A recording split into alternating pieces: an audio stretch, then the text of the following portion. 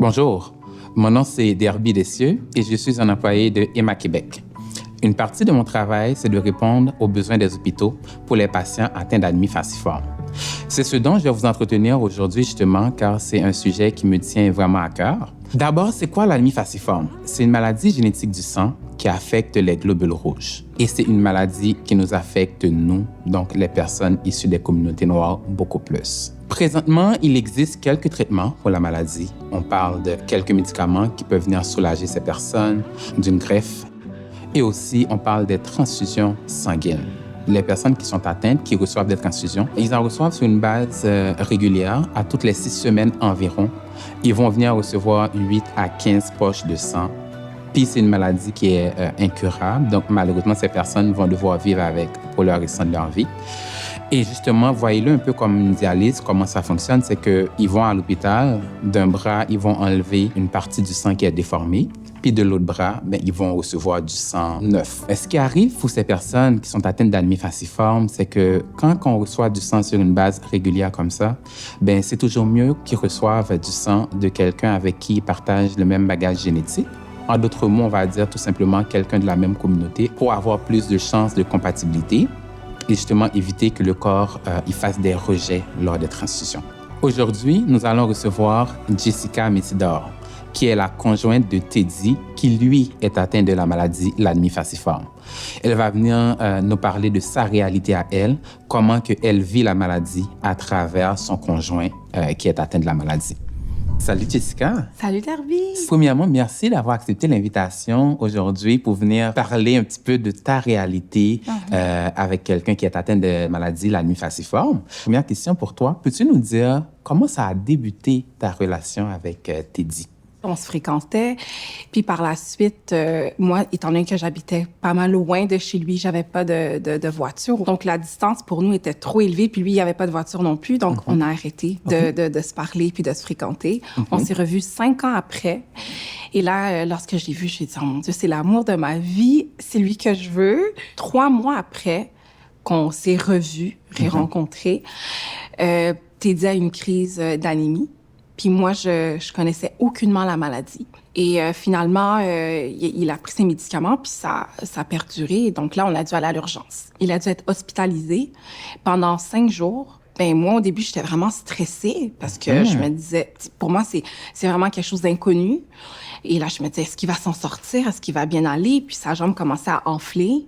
J'ai été lire c'était quoi l'anémie falciforme, parce qu'il y a une différence entre l'anémie et l'anémie falciforme. Tout à fait. Est-ce qu'il a eu d'autres épisodes de moments d'inconfort avec la maladie dont toi, tu as été témoin? Oui, justement, il y a 2 ans, il a fait une crise. Donc, on a dû passer de Noël jusqu'au 2 janvier à l'hôpital.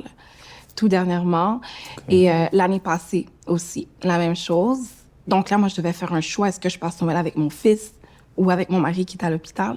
Donc, moi, ce que j'ai fait, c'est que le matin, j'étais avec mon fils. Puis ensuite, fin d'après-midi, j'allais à l'hôpital, je restais avec lui. À un moment donné, on était... Excusez-moi. C'est correct. Prends ton temps. Ça, c'est ça que des fois, on oublie, que justement, cette maladie, c'est pas de toute évidence. Non. C'est pas seulement la personne atteinte de la maladie qui souffre. Oui, bien évidemment, la souffrance, elle est physique pour la personne qui est atteinte. C'est elle qui vit les symptômes. Mais les gens qui vivent avec cette personne, ce n'est pas facile pour eux autres non plus. Fait que je peux comprendre un peu comment ça doit être un petit peu difficile. Tu sais, lui, la maladie faisait en sorte que l'épuisait, dans le fond, puisait toute son énergie et tout. Il donne tout ce qu'il a à l'extérieur, puis quand il revient à la maison, il est fatigué. À un moment donné, il doit aller se reposer. Il doit se reposer. Je voudrais savoir si tu aurais un message à faire passer aux personnes qui vont nous écouter aujourd'hui. Moi, j'encouragerais les gens à donner du sang parce que ça a permis de sauver la vie de mon mari. Je trouve ça super beau. Oui, puis si je peux rajouter, vas-y. C'est que c'est un sujet tabou également dans notre communauté. On n'en parle pas. Donc, lorsque un de nos proches, que ce soit notre mari, nos enfants souffrent de la maladie, bien souvent, on ne va pas en parler.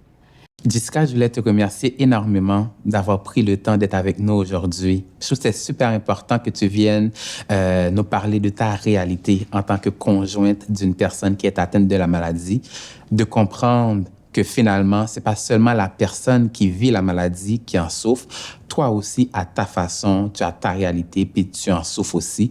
Donc, je te remercie énormément d'avoir pris le temps d'être avec nous aujourd'hui. Ça fait plaisir. Merci du fond du cœur de m'avoir reçu, Derby. C'est un plaisir.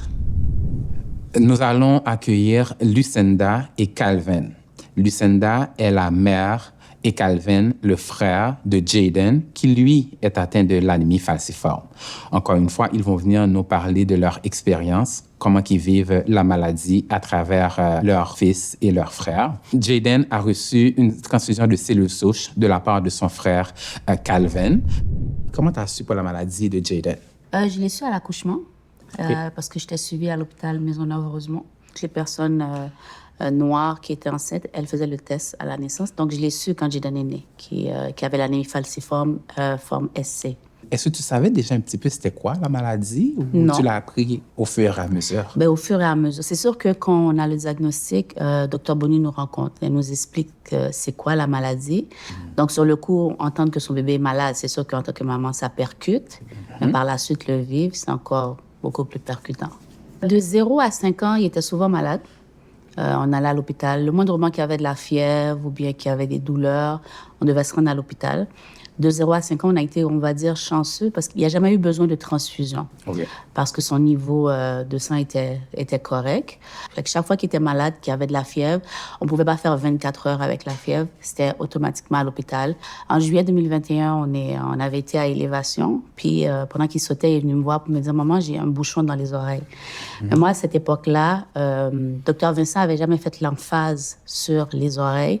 C'était toujours les yeux, les reins, le cœur. Fait que, mais sachant pas que la maladie pouvait affecter les oreilles, j'ai pris ça un peu, on va dire, à la légère. Et sincèrement, c'est difficile à accepter aujourd'hui. Le lendemain, il commençait à avoir des étourdissements, avoir envie de vomir et tout. Là, j'étais à la pharmacie. Puis, ils m'ont dit, avec les symptômes qu'il avait, c'est une labyrinthite. Mais après une semaine, là, j'ai écrit à son médecin pour dire, comme ça fait une semaine qu'il y a des symptômes. Il faisait pas de fièvre, mais il y avait des symptômes inhabituels. Elle était en vacances, malheureusement. Mais à chaque fois que j'appelais à Info Santé ou bien que j'allais à la pharmacie, ils me disaient, les labyrinthites, ça peut faire ça. Dès qu'elle est revenue de vacances, je pense la journée même, elle a lu mon message, elle m'a appelé en urgence, elle m'a dit, vous devez immédiatement vous rendre à l'hôpital. Ça peut être un effet de la maladie. En arrivant à l'hôpital cette journée-là, l'ORL nous attendait. Tout de suite, ils ont fait des tests pour finalement dire comme ça que il avait perdu complètement l'audition du côté droit, dû à un micro-vaisseau sanguin qui aurait éclaté.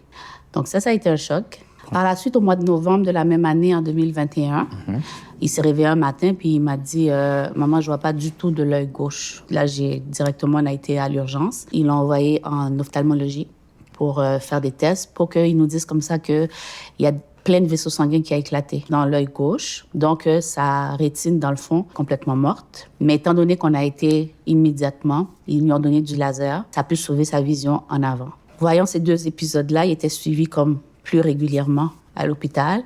Et en juin 2023, il s'est réveillé. Les deux oreilles, il n'entendait pas. Puis l'œil gauche, il ne voyait pas. Et c'est là qu'il a commencé les transfusions sanguines. En tant que grand frère, comment ton rôle a shifté pour dire, là, j'ai un petit frère malade, je vais me mettre en mode protecteur. Peux-tu parler un petit peu de comment toi, tu l'as vécu quand tu as commencé à voir qu'il présentait des symptômes récurrents? Ma mère était souvent à l'hôpital. En règle générale, si je devais aller déposer mes frères et sœurs ou les amener à leurs activités, c'est moi qui s'en occupais, qui devais faire, les donner à manger le matin, brosser leurs dents des fois, de temps en temps. Mais depuis que j'ai environ 8 ou 10 ans, j'assume un grand rôle dans la maison.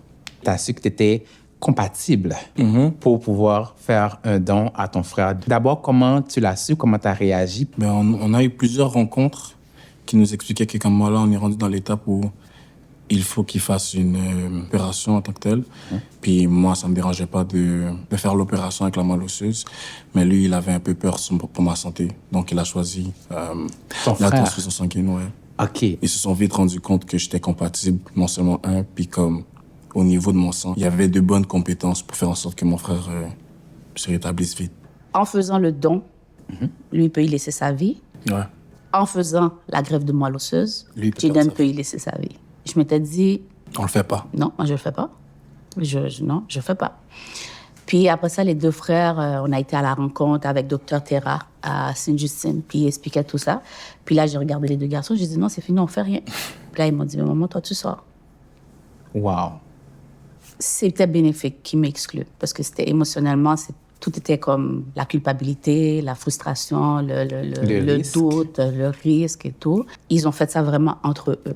Quand Kevin a reçu le résultat, il m'a pas appelé, moi. Il a appelé son frère. Jaden, lui, il a été clair avec le médecin. On ne fait pas d'opération. Vous n'allez pas jouer dans la colonne de mon frère. Ça va être transfusion. Pourquoi c'est aussi important pour toi de faire un don de cellules souches à ton frère? Parce qu'on m'a expliqué que, comme, à cause de ces symptômes, il y avait possibilité qu'il pouvait mourir à 25 ans. Je veux qu'il vive certaines choses dans la vie. Je veux qu'il fasse certaines expériences. Puis c'est pas vrai que je vais le laisser mourir à 25 ans. So là, j'étais comme, est-ce qu'il y a moyen que je puisse faire une action? Le médecin m'a donné ça comme option. Puis j'étais comme, on y va, même si ça joue avec ma vie d'une certaine manière. Mais Ça fait combien de temps déjà qu'il a reçu sa transfusion? En février 2023, il l'a eu. Fait que ça va faire 2 ans En en février. février cette année. Super, fait que presque 2 ans. Ouais. Comment va Jaden aujourd'hui? Ça va bien. On n'est pas sorti de la Berge, course ouais. parce qu'il est en rémission pour 5 ans. OK. Mais la greffe de moelle osseuse s'est bien passée. Au bout de 6 semaines, on est sorti de l'hôpital. OK, c'est une très bonne nouvelle. C'est une excellente nouvelle. L'anémie falciforme a créé une maladie dans les yeux. Fait que cette maladie-là va rester. Fait que tous les dégâts que la maladie a pu faire au fil des années, même s'il n'a plus la maladie, les dégâts restent. La maladie dans Les les yeux séquelles. va rester, les séquelles vont rester. Mais c'est plus aussi intense qu'avant. Ce qui est une excellente nouvelle en soi. Oui, c'est une nouvelle personne. Il peut se permettre de rêver. Il n'y a plus l'épée Damoclès que, tu sais, on se donne une période de vie 25 ans. Fait que ça va beaucoup mieux. Le stress a un peu diminué. Alors, nous allons accueillir maintenant Jaden. Salut Jaden, Bonjour, bienvenue. merci. Mais peux-tu nous parler un petit peu de la période, on va dire les 6 semaines avant ton opération pour les cellules souches? Comment ça s'est passé pour toi? J'étais beaucoup stressé parce que on m'avait expliqué qu'il y avait des pourcentages que je puisse mourir. C'est important d'aller en parler. Et puis, c'est important d'aller en parler parce que des fois, les gens ne comprennent pas pourquoi il y a certaines choses qu'on ne peut pas faire et qu'il faut qu'on se mette une limite à cause des crises. Les transfusions sanguines peuvent littéralement changer la vie des personnes comme Jaden ou tant d'autres qui ont la maladie. Pas juste changer, sauver. Littéralement, hein? Oui, Littéralement je disais, sauver. c'était le jour et la nuit. C'était vraiment le jour et la nuit quand il recevait cette transfusion. C'est excellent. Écoutez, moi, je vous remercie énormément de ce bel échange qu'on a eu, les trois. Je peux vous dire que moi, je suis inspirée. Je vais sortir de là inspirée. Et j'espère que ce que je ressens sur le plateau ici, les gens qui nous écoutent vont aussi le sentir. Et non seulement ça, mais qui vont aussi vouloir passer à l'acte de pouvoir donner du sang. On ne va pas le dire assez. Ça peut faire toute la différence dans la vie. Fait que merci à vous trois énormément d'être venus aujourd'hui. Ça a été un plaisir. Puis à très bientôt. Merci beaucoup. Merci beaucoup. Merci pour l'invitation. Aujourd'hui, ça a été riche en émotions avec les entretiens que nous avons eus avec nos invités aujourd'hui. On voulait mettre en lumière les besoins pour l'anémie falciforme et surtout comment que nous, les gens issus des communautés noires, on peut faire la différence dans la vie de ces gens-là. Vous savez, présentement, on vit des moments très incertains. Il y a beaucoup de choses qui se passent dans la vie, dans le monde, sur lesquelles on n'a pas nécessairement de pouvoir. Puis on se dit, mais mon Dieu, on se sent impuissant par rapport à ça. Mais moi, je vous dis présentement, ce cas-là, cette cause-là, nous avons vraiment le pouvoir. Alors, j'incite, j'exhorte. On est capable de faire la différence dans la vie de certaines personnes comme Teddy, comme Jaden et tant d'autres qui sont atteints de la maladie. Juste 1 heure de votre temps, ça peut faire la différence. On peut faire la différence. Je vous invite à venir donner du sang. Passez par notre site Internet, appelez-nous, ça va nous faire un plaisir. Dites-vous que ça ne sera pas gratuit. Ça va être un geste qui peut littéralement sauver la vie des personnes atteintes d'anémie falciforme, mais aussi tout leur entourage qui vit la maladie à leur façon.